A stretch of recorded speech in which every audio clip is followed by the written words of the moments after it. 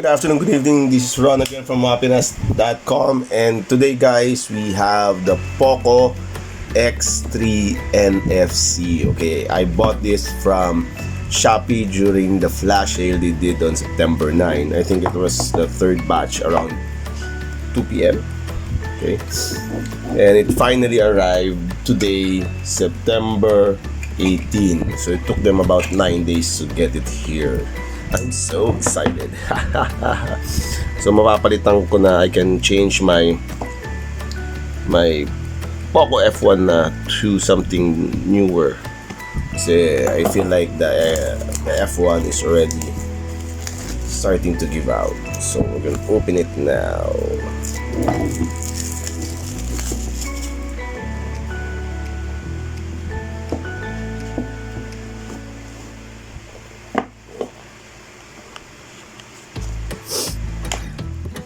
So inside this is the pin, okay, for the SIM ejector tool, okay, the manuals and the case.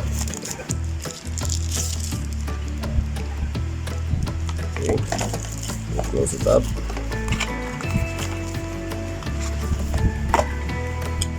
Then next comes the unit. Okay. Under everything else is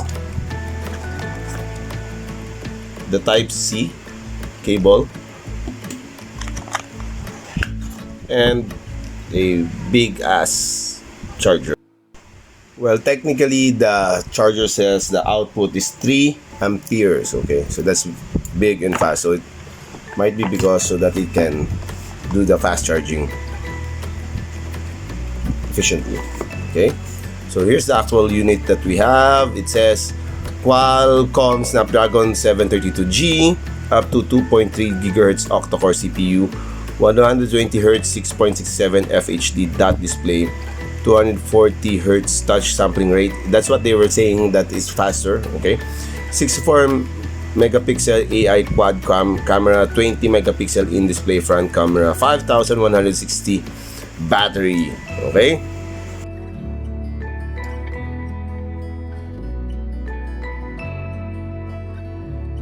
Wow! Yeah, I like the color. Look at the arrangement of the cameras there. See? The power button and the volume buttons are all on the right side.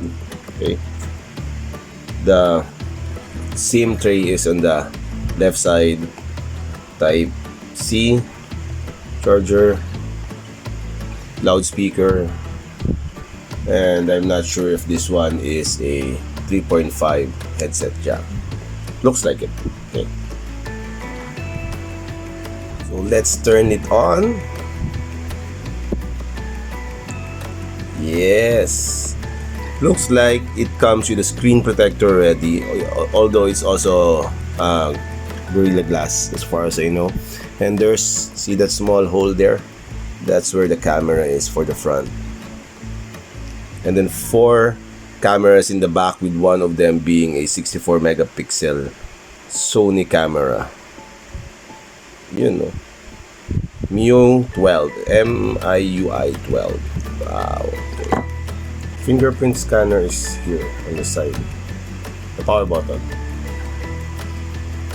So it's finally set up. Let's check the remaining. Okay, storage. Out of 128 GB, you used 20.2, so you roughly have about 107.8 GB left. Okay, Android version is 10, new version is 12.0.1. Okay, the camera,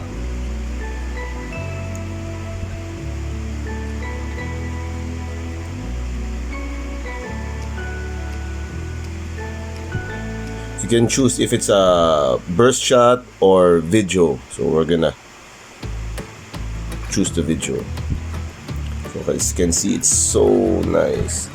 You still have the pro, video, photo, portrait, and more settings. As you can see here, 64 MP. Okay, slow motion, time lapse, long exposure, clone, edit, front and back.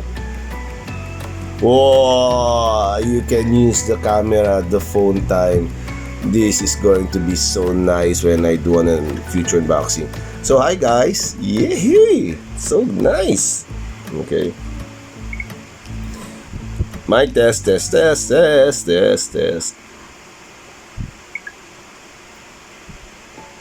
Okay, you can switch the position of up and down. Wow, nice. And now let's open the SIM tray. The unit doesn't come with a headset, so we're not sure if this is not a headset jack. I haven't checked the manual. Okay, and it comes with a modified SIM tray. Okay, so basically that means one nano SIM and one micro SD if you need expansion. If you're gonna use up more than 120 or 108 of your storage. So let's put it back.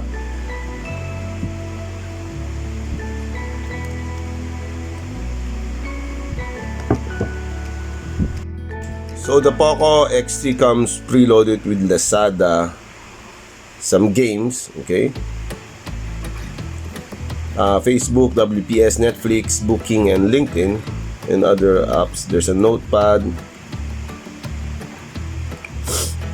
okay, the Mi Video, of course, the usual tools, clock, FM. It has an FM radio. Okay, good. Share Me, downloads, scanner, recorder.